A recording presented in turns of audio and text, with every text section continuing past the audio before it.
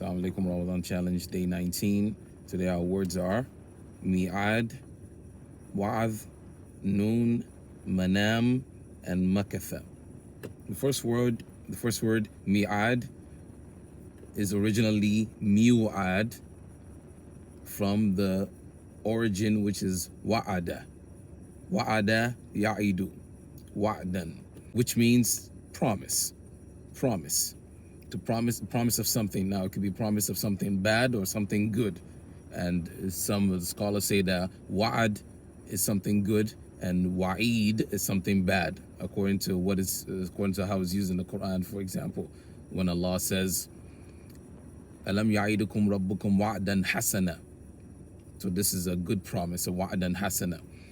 And then you have wa'id and Surah Qaf at the end. I can't remember the ayah now. If somebody can type that down. So wa'id bad and wa'ad good, but wa'ad in general can be both.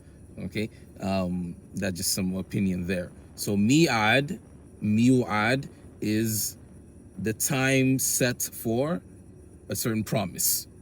Right, you promise like you're going to meet each other at a certain place, or you're going to do something. Right, a set time for a promise is your mi'ad. So we have that in the ayah where Allah says, Allah la yukhliful mi'ad, and Allah la yukhliful mi'ad. He doesn't go against or doesn't do contrary to what he promises. At the time he promises it, right? At the time he promises it, he doesn't do contrary to that. So when he promises Jannah after judgment or what have you, that's set to be true. That's at a certain time, and he knows when that time is. The same thing with other things as well. So wa'ad means promise, and you can see that wa'ada ya'idu. Ya'idu, the waw is taken out, it should be ya'idu, but that's one of those letters that camouflages, right? The next word is wa'adh. Now wa'adh, waw, ayn, va, is to lecture or to give a sermon, to preach, in order to let somebody know of the good and the bad of something that of an action that they might partake in, or a deed that they might do. So to know what the end result of something is, the good and the bad. So you have in Surah, and you have in the Quran where Allah uses wa'adh, and He says ya'idhukum bih, inna Allaha ni'ma ya'idhukum bih. He lets you know of what's the good and the bad of this particular issue. Inna Allaha ni'ma ya'idhukum bih. And then you have example in Surah Luqman, where Luqman alayhi salam talks to his son. It's called Luqman libnihi wa huwa ya'idhuhu.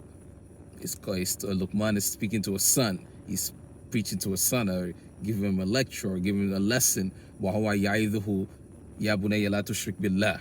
Don't associate partners with Allah. Don't associate partners with Allah. Inna shirka la dhulmun azim. Right, this is a big deal. This is an abomination.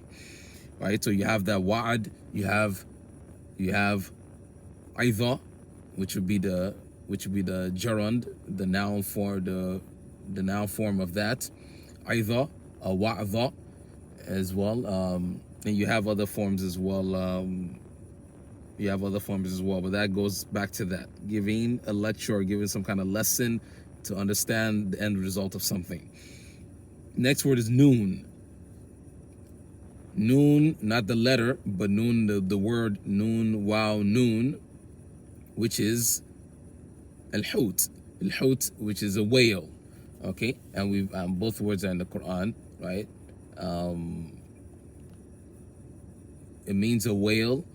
So وَذَا النُّونَ إِذْ ذَهَبَ مُغَاضِبًا, and Dhal-Nun is a nickname, if you will, for Yunus alayhi salam. Yunus alayhi salam is a Dhal-Nun because he was swallowed by a whale, right? And he stayed there for a while before he was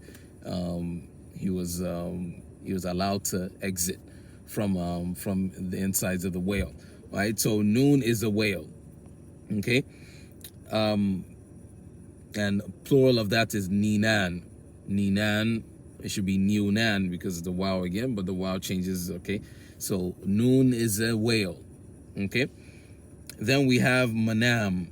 Manam is, manam or manama comes from noam. Noon, wow, meme, which is sleep. Noam, sleep. Allahu la ilaha illa huwa al-hayyul qayyum la ta'khudhuhu sinatun wa la nawm.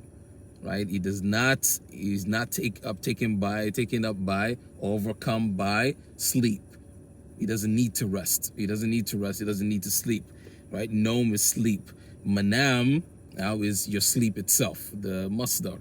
Manama would be the place that you that you sleep on, all right, that you sleep at, right? It's also the name of the capital city for Bahrain. We have in the hadith wasallu wa nasu niyam. Niyam would be people are sleeping, the plural of naim, which would be a sleeper. Wa nasu niyam, sallu wa nasu niyam, right, which is the tahajjud, praying at night. So we have that as well from that. So noam is sleep. Nama yanamu fahuwa naim. Or plural of that is niyam. The next word is makath. Makatha, mim katha. Makatha yamkuthu fahuwa makith or makith, which means to wait, to stay, to remain, to reside. Okay, so you can say a rajulun makith, which means he's cool and calm, level-headed. He can wait. He's